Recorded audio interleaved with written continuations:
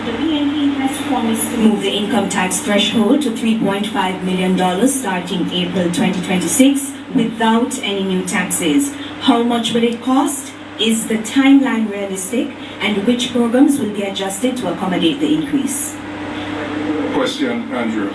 We are committed to implementing the 3.5 threshold starting April 2026. This will be funded from revenue growth, which currently salaries and wages, you have the capital budget, and then you have the programmatic budget. As a political, within the envelope that exists for programs, see how we will implement them. For example, ensuring that every needy child gets a hot meal per day. The first in family who goes to university to have a full scholarship, and also the $500,000 grant, which will be given to young first-time owners. So we are going to ensure that we do this in a responsible way fiscally without affecting the budget. Thank you, Team PNP. Thank you, Team JLP, rebuttal. Lies, lies, lies. It cannot be done without imposing new taxes on the backs of Jamaicans. Your 3.5 is the biggest political scam since the history of Jamaica. It cannot be done. You are the people who said when we introduced the 1.5 that it couldn't be done. It would wreck the budget. How do you get from 1.5 to 3.5? It's 3.5 now, right? It used to be 2.3, 3.2, all over the place. Can't be done. All right. Andrew would like to use the first of her two follow-up questions. From Team PNP, I did not hear the cost of the proposed increase in the threshold, nor the programs to be readjusted to accommodate the increase. Cost of the increase in the threshold would be $55 billion. Now, no political party implements every single thing in 1 year. So we are going to ensure that the implementation is done, which protects the fiscal sacrifices that have been made, and will ensure that the adjustments are consistent with the budget. So it's $55 billion that this particular program will cost. And in terms of the readjustment of programs, that is something that we will do once we get into office. When we look, we have priorities which are different from the current government's priorities. And we will make those adjustments within the envelope of $360 billion, which currently exists for programs in the Thank you, Team PNP. Team JLP, you have a rebuttal, 45 seconds. Well, first of all, I think we have to be careful about what we hear from that side, because they have been flip-flopping on the issue of income tax threshold, and for some time. Their leader has said one thing, then he said he wasn't sure, then he said he wants to do another thing. The principle of increasing the threshold is something that is desirable. Let us be clear, because we did it. We were the ones who came with 1.5. We're moving now to 2.0. And indeed, we are the only government that have reduced taxes in several ways to benefit the Jamaican people. The challenge is the practicality of their solution. This is a one-week proposal, a proposal to win. Thank you, Team JLP. Thank you, Team JLP. Al, you get the chance to pose the first question of the evening to Team JLP. Hello, good evening. How do you do? On Sunday, the JLP promised to reduce income tax to 15% over a phased basis if it secures a third term in government. This is estimated to cost the country around $135 billion. Where will the money come from to accomplish this, considering there is a projected to be a $35 billion deficit in the budget, and given that many people work in the underground economy? I'm not sure where that number came from. Our number, based on the technocrats who did it, put it at between 25 to $30 billion. That's our number. That is doable. We are the party that did the 1.5 in a responsible way. We are the party that moved the threshold from 1.5 to 1.7 to 1.8. Next year will be 1.9 and then 2.0. We know how to handle the tax affairs, the revenue affairs of the country, And we are going to move with this in a responsible way over time, ensuring that we continue to give back to Jamaicans. You've seen us do the reverse income tax, you've seen us do a number of initiatives, all with the goal of ensuring that the Jamaican people get back monies in their pockets so that they can provide more for themselves and their families. This administration has been very much the administration that's pragmatic. We have always said to Jamaica what can be done, and then we have done it. We did it with 1.5, and we're doing it again with 2.0, and also our other proposal in terms of 15% income tax. We never say what we cannot do, unlike Thank our you, Team opposition. JLP. Thank you, Team PNP. Your rebuttal. 45 seconds. I want to remind the country that the 1.5 that they boast about cost the country $31 billion in new taxes implemented by the Jamaica Labour Party. The Minister of Finance is saying her estimate is 25 to 30 billion. She's applying the same pro-box maths. That she said you can lose $2,000 a month for buy a pro-box. The most conservative estimate for their program to reduce the income tax rate is $68 billion. So where do you get your maths from? Tell the country, how will you finance it? Which programs will you cut? Where will the money come from? Thank you, Team PNP. Social media has a question of one. Oh my God. Thank you, George. Well, the first social media question tonight comes from Makeda on Instagram. Jamaicans both at home and abroad work tirelessly to support their families and contribute to our economy. Yet high taxes and fees on barrels at the wharf, along with frustrating processes, make it difficult and costly for people sending goods home. If selected to serve, what specific and measurable actions will your party take to reduce these costs and simplify these processes? Team PNP, 90 seconds. Thank you. We note the developments in the US and other territories as it relates to remittances, and we're observing the situation. We also note that for Jamaicans going to pick up money at agencies, the cost may increase. And that's why we want to encourage the opening of accounts, and with reduced due diligence requirements for these types of accounts, we think more Jamaicans should exercise that option. I think also, though, we want to take a deeper look at the fact that we're so reliant on remittances. At least 20% of our GDP is based on remittances. We need to find a way, in the best interest of Jamaicans, to have them earn more. And that's why Team PNP is looking at options to have our economy grow. We're looking at options in agriculture with the Agricultural Development Fund of $2.5 billion, where we want to teach our farmers smarter and more efficient ways to go about farming. We're looking at options in logistics. Given our position, we're ideally placed to offer logistic and trade facilitation. We also want to look at our BPOs and increase the value of the services that are offered through our BPOs by upskilling our workforce and training our young people in art, etc., to do these things which are the careers of the future, and not to stick to the careers that now exist. Team JLP, your 90 seconds, well, your 45, well, your rebuttal. Thank you very much. I'm not sure if we heard the same question. I heard a question that was about our Jamaicans having to clear barrels at the port. And that has been a concern for some of our Jamaicans who do rely on their families overseas to help them. And we, as a country, have always benefited from our diaspora. And that's why we've placed so much emphasis on our diaspora policy through our Ministry of Foreign Affairs. That has been very important. And on that matter, we have focused very much on creating efficiencies at the port. And that's important because we understand that we have a larger vision of Jamaica of becoming a logistics hub.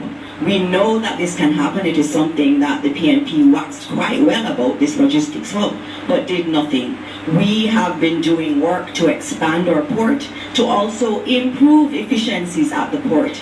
In addition to that, we have a new Customs Act. We didn't get to the Senate with it, but we took it through the House, which transforms a lot of the framework for our customs area. And so we are working, we understand the plight of our Jamaicans who depend on these. In terms of remittances, that's another area that's very, very important. And we have been doing a lot of our own lobbying in relation to remittances. We've not seen any fall off. We're very happy with our diaspora, and we continue to make it easy for our people to benefit. Time. Thank you very much. We'll now take a short break and invite you to stay tuned. The general elections debates are presented by the Jamaica Debates Commission. Watch, listen, decide, vote. Tomorrow's success will depend on the decisions we make today. At the Scotia Jamaica Foundation, supporting the well-being of our nation is more than a choice. It's a heartfelt promise to the communities we serve. By empowering individuals. Well, JLP start out strong. This no look bad at all. The JLP seems come. The JLP seems to have come prepared for the debate. The JLP seems to have come prepared for the debate this time. PNP.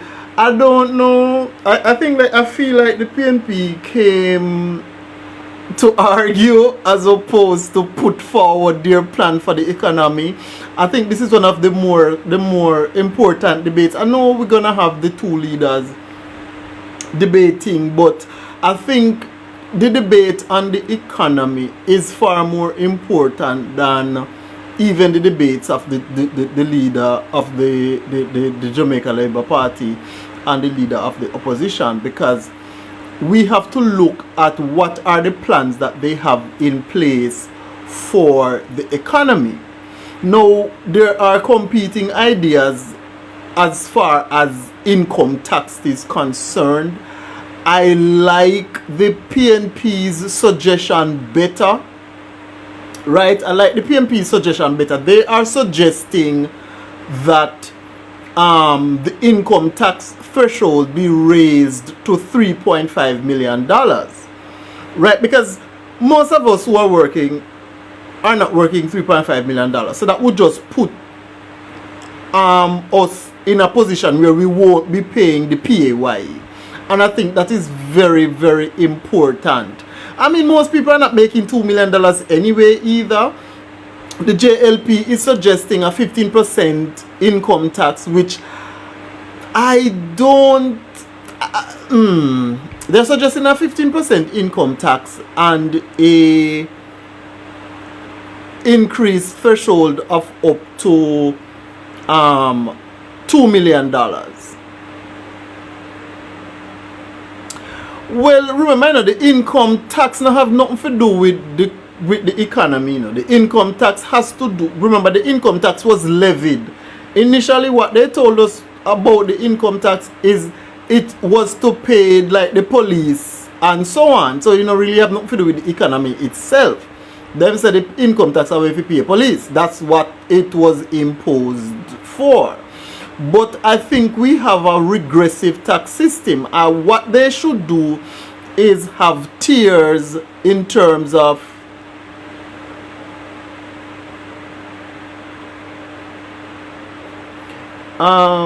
Clarice said for Julian Robinson, what plan you have to reduce motor vehicle duties? A good response. Yeah, so with the income tax, what they should do is, of course, you should have the tax-free portion. So you know that certain portions of the tax, certain portions of your income would be tax-free, right? I would say 2 million would be a good part, and then you would say between 2 and 3 million you pay 15%, and you probably could say between 3 and 6 million you pay 25%, and then anything above 6 million you pay 30%, because the US has the same thing. The US has the same thing. I think their federal income tax is 22%, which, you know, it's kind of like, even their federal tax is lower than, they have some state that have state tax that is anywhere between 1 and 4.5, and I think California is the highest with about 7%, right? And then you sometimes you have you have locality taxes, like people who have like live in school district. There's a school district tax that is applied, and it's usually like less than 1%. But for the most part, they pay less in federal income tax than we do. All right, it's back. Click to send us your questions via direct message on Instagram, Facebook, and TikTok. Send them to Jamaica Debates. Well, we now ask Andrew Chisholm to start this segment with a question for Team JLP. The public sector wage bill consumes close to 50% of tax revenues. The Independent Fiscal Commission has recommended the reintroduction of a cap on public sector wages as a percentage of GDP. But in March, the Standing Finance Committee of Parliament was told the cap was not being considered. Why was the recommendation ignored? For the public sector wages, I know when you look back in history, there used to be it calculated as a percentage of GDP. With our current fiscal rules and our debt to GDP rule, those are the two kind of guardrails that we use on the budget to keep everything in line.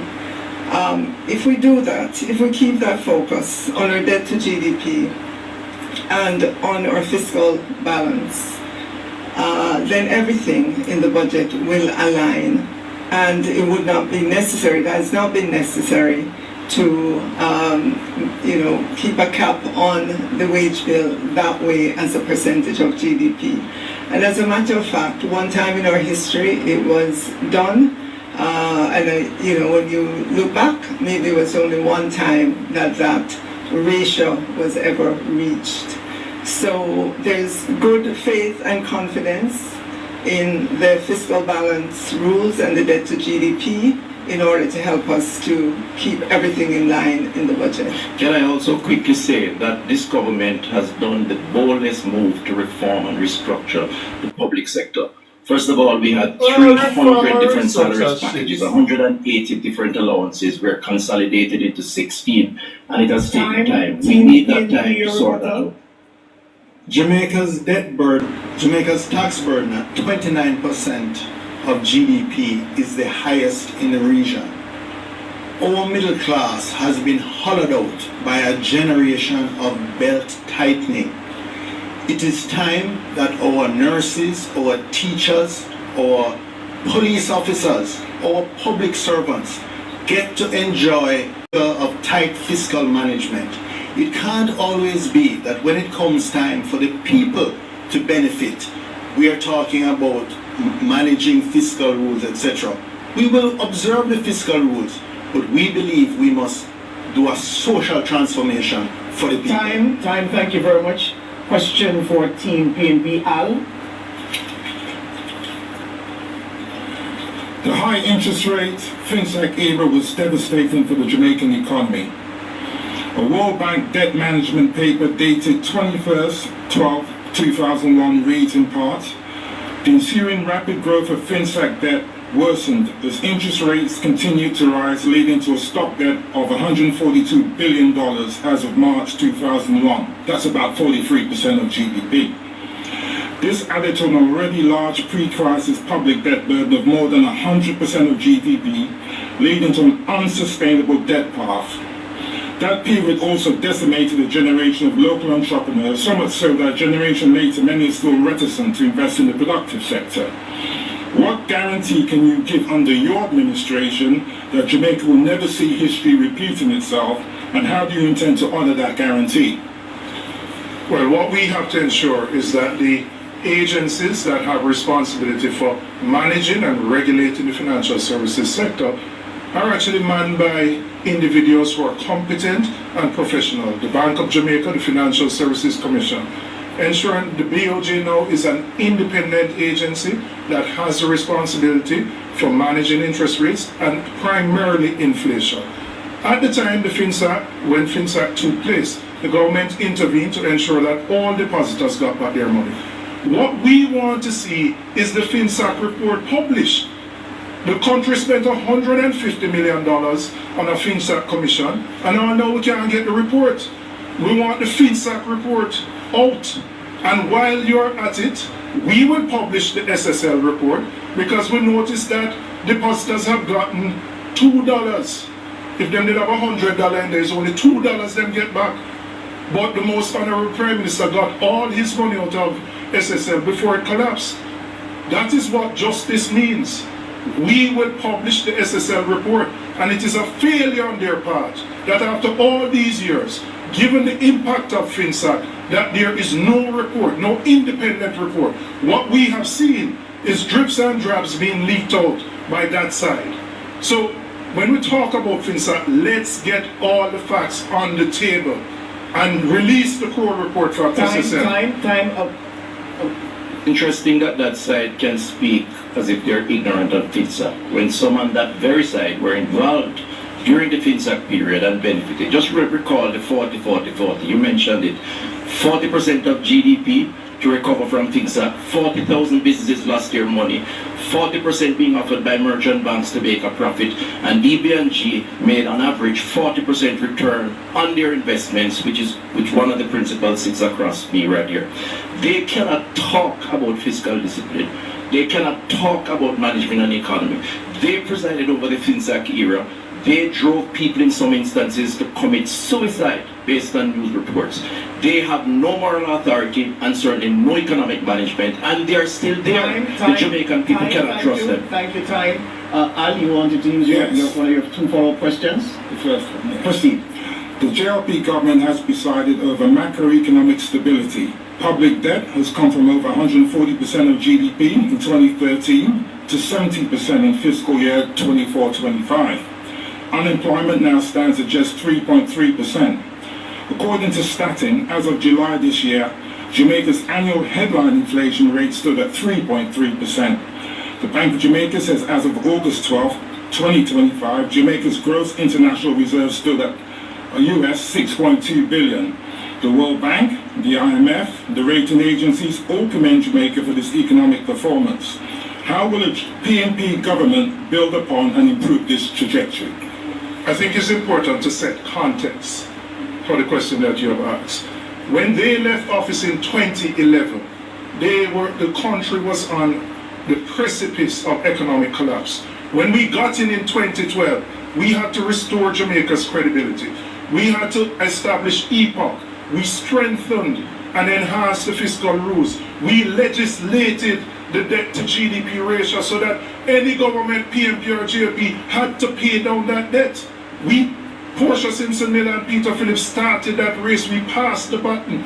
We are the persons responsible for the fiscal responsibility that exists today, and we will continue that when we get into office again. Time, thank you. Team JP, you have 45 seconds to rebut. I am so glad that you named all of those improvements that we've had in our economy. When the PNP was in government, they took a wrecking ball to our economy, and that's a fact. When we took office 9 years ago, we saw high unemployment, we saw high debt, we saw high crime too, and we saw failing infrastructure. And this administration got to work, working on all of those areas. The PNP does not know how to be fiscally responsible, and we have seen that in our history time and time again. And so the data is there. The data shows the Jamaica Labour Party knows how to do it. Time. Let's take a question from social media. Amon?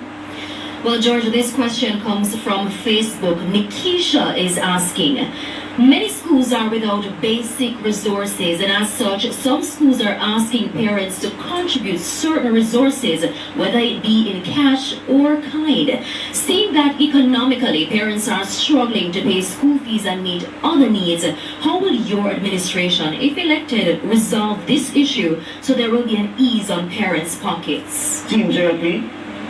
Thank you for that question, and we definitely understand the burden that a lot of our parents feel. And it is for that reason that we have focused quite a bit on how we can get our children to school. Let me give you some realities from going around to our schools, especially in rural areas. When I go to school on a Friday, classes are sometimes half empty. And when you ask our teachers why, they say money ran out. What keeps them at home? High transportation costs, and also the high cost of lunch. And that's what we have decided to focus on. The rural school bus system is precisely because of that. I had one mother in St. Thomas say to me it costs her $1,200 a day to send one of her children to school, and that it is so expensive that she ends up having to choose which one goes to school sometimes. We cannot have a country like that. In addition to that, in terms of our meals, we have expanded meals to 5 days a week for those on path who need it the most. In addition to that, we're now going to be adding breakfast to our students in our schools that are the most underperforming. All of that on the backs of the hard work of Minister Williams and the Minister of Finance team. We understand the costs, and we're working hard, including in providing more books in the public sector so that our parents can have less of a burden. Time, Team PNP, your 90 seconds. Chris, you're correct that DBNG was a very successful company, and it was a publicly listed company that our audited financial statements were open to the public. So everyone knows where Peter Bunting and Mark Golding got their wealth from. You and your Prime Minister cannot say the same. Now, in terms of our arrangements for public transportation, particularly rural school transportation, that school bus system was a political gimmick. We cannot be buying new trucks to transport garbage, and we're buying 15-year-old buses to transport our most precious cargo, our children. That was just an opportunity for somebody to eat our food. Let us be clear about that. It was totally unsuitable. In deep rural communities, we cannot afford parallel transportation systems, a school bus and a system for adults. So what we have proposed is a subsidy of $10,000 per month per child for those parents who need it, for those children who are unable to attend school 5 days a week. What we have proposed is a hot meal every day for those children who need it. That is real progress. I'm surprised too, Peter, that the Minister of Education is speaking as if she didn't know all of this. Time. Andrea, your question for Team JLP. The requirement for a 12-year experience in law enforcement was removed from the January 2025 job advertisement for the position of Chief Technical Director of the Financial Investigations Division. Why was the law enforcement requirement removed? I want to make it clear that on the job description for the head of the FID, there are a number of different qualifications that an applicant could have. There were at least 6 different skill sets that that applicant could have. When the whole process of going through recruiting was done outside of the Ministry of Finance and the Public Service, and they went through a very public recruitment process. The job was advertised. Girl, why you not take off the 12 years experience and that the lady asked you? Answer the question. To be accepted. You're not answering the question. Normally, in the course of advertising for jobs, if you go out once, if you go out twice, and you see that you're not getting the skill set, the particular skill set, and the job description allows you to be flexible, then obviously, as a responsible HR person looking to fill the position, then you would do that. That is what was done. There's nothing underhanded about it. It was all transparent. And we have a very competent person heading the FID currently, and I look forward to Team PNP, your rebuttal. This is not true. I know as a certain fact that senior police officers with investigative experience for many years, who have coordinated international investigations, who have headed the intelligence bureau, they applied for the job and they were turned down. The truth of the matter is, it was a set hand. Dennis Chung applied for the job when he said he saw nothing wrong with the Integrity Commission report. There were clear red flags for money laundering, cash from undisclosed depositors deposited to the Prime Minister's personal account, 470 billion flowing through multiple accounts. That's called layering. These were clear red flags. Thank you very much. Time. Al, your question for Team PNP. What is the practice, Miss? I don't even know the name here. Why you say is the practice, ma'am? Why you say is the practice? Because I don't believe Faval. I don't believe Faval. In the century, we're seeing the rise of new types of businesses, young people into digital technology, the creative and services sector. Harold Davis of Jamaica Business Development Corporation makes the point that access to finance has two sides of the coin, and that it's appropriateness of the financial product that is available. And when I say appropriateness, I speak of the product that is right for the particular industry or the particular stage of business of the entrepreneur. What will you do to address this and better help small businesses in Jamaica? We wholeheartedly agree. As a matter of fact, as a former CEO of a financial institution in Jamaica, I can say it's a problem that we struggled with in the absence of government having adequate policy and facilities to make it happen. We will, as the next PNP administration, ensure that we revisit the loan processes for our MSMEs. We recognize that they're an important part of the engine of growth for the economy, and we recognize their struggles. We note that we will have to help them with some amount of business planning. We'll have to help them to get themselves ready to borrow. But it's a win-win situation. When they borrow, they are able to grow. When they grow, they're able to contribute to the economy, and we will be able to get tax revenues from them. So it's very important for us to have our MSMEs grow, and to also encourage young entrepreneurs in the economy to participate. What we are going to do is remove income tax for MSMEs for the first 3 years. Why are we doing this? The reason MSMEs remain informal is because they don't want to pay tax. But remaining informal limits their growth because they can only get money from friends and families and a partner draw. So by removing the income tax for the first 3 years, they can formalize, they can grow, they can access bank, equity funding. That is what we are doing to grow the MSME sector. Thank you. Thank you, Team JLP, your rebuttal. PNP talks a good talk, but in reality that's not the fact. 2015, 8,000 companies were registered with the company office. 2024, 23,000 companies, twice that number. The fact is Jamaicans are more energized to form companies, to come out of the informal sector. DBJ over that 8-year period loaned almost $70 billion US, 117 billion of investments, 86,000 applicants. That is why our economy has started to turn around. And I want to say to Peter that he must be careful about innuendos, hearsays, and propaganda.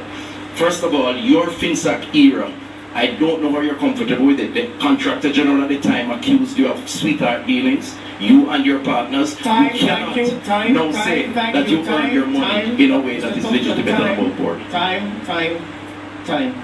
A more other question from social media. This question is from TikTok. The user who sent in this question is Kamar Jackson. Under the current administration, brain drain has become an increasingly pressing issue, negatively impacting our economy. Considering the various causes of this trend, such as limited employment opportunities, inadequate compensation, and governance concerns, what specific strategies and reforms will your government implement to address the key drivers of this problem and ensure the retention of skilled professionals? Team JLP. Thank you very much for that question, Cameron Jackson. That area of brain drain has been an issue for a long time. I saw it. I left university in 2001, and most of my classmates left this country because they didn't feel there was an opportunity. And it's for that reason why we focused a lot of our policies, and if you look in our manifesto, there's a huge section for young people, because we believe in a few things. We believe that every young person, as they've told us, wants to own a home one day. And that's why we have allocated 15% of every NHT house built to our young people who are under 35. We're also increasing employment. 280,000 more young people have been brought into the labor force. We're providing jobs, and we're looking for higher paying ones through the work that we're doing in terms of training our people. 500,000 young people have been trained since 2020 at heart, and we're going to continue doing that. In addition to that, let me remind Jamaica that it is this government that has brought unemployment to its lowest level ever. In fact, the participation rate in the job market is 68%, the highest it has ever been. Under their watch, people lost jobs. They borrowed and spent, or tax and spend. Under this government, no new taxes and jobs have been created. This is a more responsible government, and the future of young people are bright in the JLP. Thank you. Team PNP here, 90 seconds to answer the question. Raising the tax threshold to 3.5 million, the tax-free threshold to 3.5 million, is one of the most fundamental and revolutionary things we can do to retain our best and brightest. As I said, this is a manifesto that we've put forward, not just about a campaign for the next election. This is about the next generation. We want to ensure that our teachers, our nurses, our police officers can provide for their families in the way they should. We want to rebuild the working class and the middle class. We want to ensure that buying a house, buying a car, aspiring to improve, to lift your whole generation is not merely a dream. So yes, what we have proposed is radical, it's transformational, it's going to require a shaking up and a reordering of all the priorities of government. That's not accidental. We're working for a social revolution. People are not going to elect a new government to do the same thing that the outgoing one is elected to do. When I hear them speak, I wonder which young people they're speaking about. When I speak to young people, they tell me they have no hope of owning a home. With the NHT limit being raised to 9 million, the problem is that the houses cost 40 million. There's no hope. Time, Mr. Sanders, a time. No, that is true. We don't $9 million can't buy a house. To stay tuned. The general elections debates are presented by the Jamaica Debate. Well, I mean, there are some St. Lucia Row is 2.67. TT is 6.6. What's ROE? Return on investment? Truth Seeker, ROE is return on investment?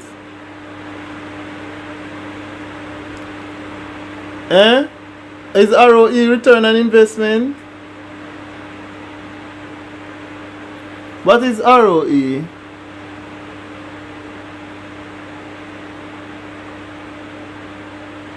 Well, I mean, there are some interesting issues that were raised. The question from social media about the brain drain issue, because right now, return on equity. Okay.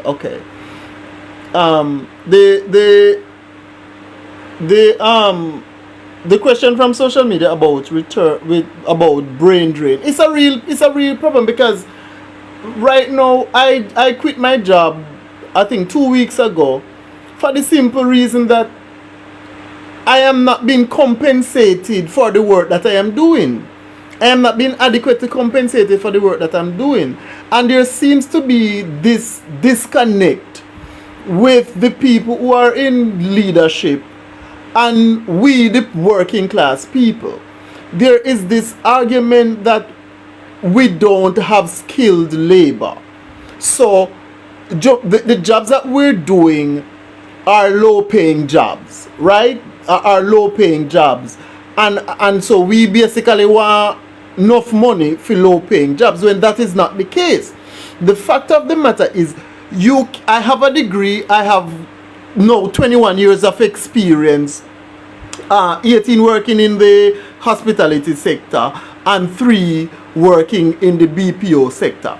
And with the experience and the qualification, and you're doing these jobs, that when you do the market research, right? When you do the market research, the job is valued anywhere between $3.5 to $4.5 million, and you're getting under $2 million per annum. Make it make sense, because then bring in these jobs and say, oh, we have reduced unemployment, right? But at the same time, people are doing accounting jobs. We are performing accounting roles. We're performing payroll functions. We're performing tax. We're doing taxing, and this is US. This is not Jamaica tax. Jamaica stuff very easy. You do US payroll, you do US tax, you do US accounting. And at the end of the day, they're paying you $1.2 million. They're paying you $1.3 million. They're paying you $1.5 million. They're paying you $1.9 million. When these jobs in the US are close to $100,000 per year. But at the same time, they want to tell us that we are employed in low-skilled jobs. Payroll is not low-skilled. Accounting is not low-skilled. Tax is not low-skilled. So what the hell are they talking about? And so we have these jobs. You're working in the hotel. You're a reservations agent. That's not a low-skilled job, right? You're a groups coordinator. That's not a low-skilled job. You are a night auditor. That is not a low-skill job. You are a you're an income auditor. That is not a low-skill job. But what they are paying you is basically what the minimum wage threshold is, $1.7 million. It's not a fucking low-skill job. If you go to the United States, it's $25 US an hour if you work at the front desk. But in Jamaica, they are paying us pennies on the dollar, and then they make it seem as if, oh well, if you want more pay, you have to increase output. We are already working hard. We are at work and we are doing 3 people job. So what more you want to do? When the issue is not output, the issue is greed. All the wealth is being funneled to the top, and that is what nobody wants to talk about. And we're back. And TikTok, send them to Jamaica Debates. We'll now ask Andrew to start this segment with a question for Team PNP. And the 0% in year 1 as an insult to public sector workers. The party says they have looked at the budget and fiscal policy paper and will do better for the public sector workers if elected. What percentage increase would a PNP administration propose? Well, the first thing I want to say, we are going to treat public sector workers with respect and dignity. I won't talk to the JTA president like the Minister of Education and saying performing at his conference. That is disrespect. Disrespect is when you need to get a meeting, you have to get restive and threaten strike action. The fiscal policy paper has, in its first year, 9%. In the second year, 6%. In the third year, 6%. They have offered 0. That is not an offer. We will do better. But by lifting the income tax threshold to 3.5 million, we are easing the pressure. We easing the pressure on our nurses. We easing the pressure on our policemen. We easing the pressure so that more money will be in their pockets. They have a history of dealing with civil servants with disrespect. You right now have 2 sets of civil servants in the same office doing the same thing and earning different salaries. A whole set of anomalies that arose from the public sector compensation review. They haven't addressed it. There's supposed to be a meeting tomorrow with the JCTU and you cancel it. They are the ones who treat them with disrespect. We have a history of working with our public sector. in the interest of this country, and we will continue to do so. So when we come into office, it will be better than 0% because there is money in the budget to provide better for public servants. Team JLP, your rebuttal. This is a government that has given the public sector the largest wage increase in the history of Jamaica. What did the public sector know under the PNP? Wage freeze after wage freeze after wage freeze. We are committed to continue negotiating with our unions. Negotiation is a process. We still remain at the table. Our Prime Minister has indicated that we will get to a point that is satisfactory for the public sector workers and for Jamaica as a whole. We remain committed to the public sector workers. Time, Mrs. Williams, time. Thank you. Al, your question to Team JLP. In fiscal year 2013-14, the then Minister of Finance, Peter Phillips, balanced the budget. Minister Phillips met the targets for the primary surplus and the budget deficit. The JLP said at the time, including you, Minister Williams, that the then PNP government was preoccupied with passing the IMF test and not the people's test. Can it be said of this JLP administration that it is preoccupied with reducing the debt instead of growing the economy and passing the people's test? We are passing the people's tests. If you look at what we have done, what we have achieved, all that we have achieved, we have done it for the people of Jamaica. Look at roads, look at new jobs created, look at the level of inflation, look at the number of houses that are being built. We are going gangbusters. Every day we wake up, it is to grow the economy. During our administration, we have grown the economy.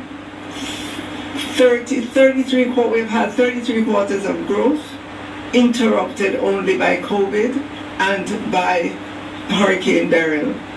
We wake up every day to ensure that this economy expands so that there are opportunities for our men and women in the society. When you speak of the people's test, all these nice economic jargon about GDP and debt to GDP ratio and all of that don't mean anything to the ordinary person, to most of our Jamaicans. What they think about is how is everything that we're doing affecting the quality of their life. We're giving more water. 350,000 more people have water, 280,000 more jobs created. We are improving the quality of life of our people. Team PNP, your rebuttal. What I want to ask every Jamaican, is your life better? Can you afford the same things you used to be able to afford? Do you have to choose between paying your utilities, buying food, or buying medication? Is your life better? The lived reality, notwithstanding the macroeconomic numbers of most Jamaicans, is a struggle to put food on the table. When you go to the supermarket or the corner shop, you pick up things and you have to put it back down. If you suffer the misfortune of going to a hospital, you have to sit down on one chair for 2 or 3 days. And what we have seen at Cornwall Regional, it moved from 1.5 billion to 25 billion. That is the waste that we will eliminate so we can put money back. Thank you very much. Al would like to use this second and final follow-up question. Al. According to the World Bank, the Jamaican economy average annual growth of the last decade is around 0.8%. Why is this? And what will you do to get it to around 5%? Thanks for that question. Thanks for that question on growth. There have been many impediments to growth, and we have seen that documented in many places. If we look at the impediments, they include training, and we're doing that, 500,000 trained. Another impediment to growth is the high electricity cost, and we have taken the decision to not continue on that bad JPS contract because we know we need to have lower electricity costs. In addition to that, Infrastructure is another impediment to growth, and that's why we've spent so much money on fixing our roads, providing internet access across this country, and improving our investments in technology. We understand that in order to bring the growth rate up, we are going to have to do these things. You have 45 seconds. What they haven't spoken about is how corruption has impacted that growth. How our foreign direct investment has moved from 900 million in 2015 to 300 million today. That 11 of them are under investigation for illicit enrichment. I, Julian J. Robinson, can categorically state, I am not under investigation. Can the three of you say that? We need growth. We understand the assignment now. We have consolidated our economy. We have to improve the outcomes in education, which have been poor. You talk about energy. It took you 8 years to put out a request for proposal for renewables. Why? Because of the corruption at the Ministry of Education, where you see 4 ministers over 8 years. Time. Thank you.